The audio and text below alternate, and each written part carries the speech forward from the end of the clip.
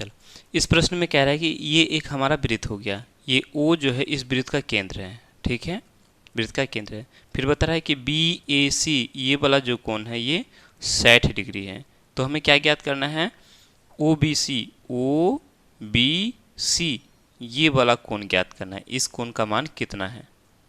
Clear. देखो, पता होना चाहिए कि एक ही जीवा पर, देखो ये हमारा बी सी ये हमारा जीवा हो गया। बी सी को क्या कहेंगे, जीवा। एक चाप, ये जो चाप है, चाप के एक सिरा से दूसरे सिरा में जो सरल रेखा होता है उसको हम लोग क्या बोलते हैं, चाप, ये जीवा बोलते हैं। तो ये जीवा हो गया।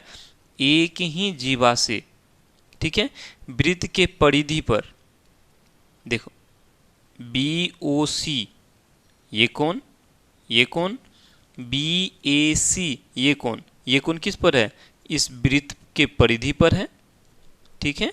तो कहते हैं कि एक ही जीवा से वृत्त के परिधि पर बना जो कोण होता है, ये वाला जो कोण होता है, केंद्र पर बने कोण का आधा होता है, यानी इसका जो है ये आधा होता है।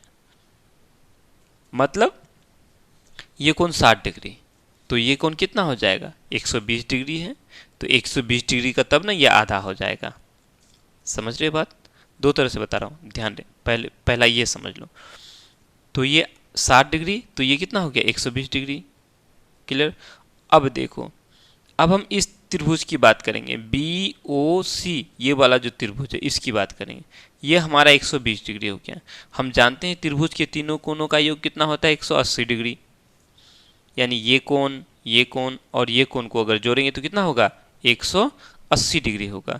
180 में से ये अकेले जो है 120 डिग्री है, तो बच गया कितना डिग्री, 60 डिग्री बच गया ना। ये दोनों मिला करके कितना हो जाएगा, 60 डिग्री। ये दोनों को मिला के 60 डिग्री होगा। हमें बताना है ये कोण कितनी डिग्री का है। देखो, ओ बी और ये ओ सी क्या है, त्रिज्या है ना भाई। दोनों ही, ये दोनों भुजा क्या है, आपस में बराबर है, दोनों त्रिज्या है, तो दोनों क्या हो गया, बराबर हो गया। जब ये दोनों बराबर है तो ये दोनों कोण भी बराबर होगा। क्लियर, समझ में आई बात। तो ये दोनों कोण बराबर होगा तो दोनों मिलके 60 है, तो आधा आधा 30-30, तो ऑप्शन नंबर डी हो जाएगा, है ना। 30 ये भी 30 ये भी कितना हो गया, 60 डिग्री हो गया, और ये 120 डिग्री कितना हो गया, 180 डिग्री हो गया।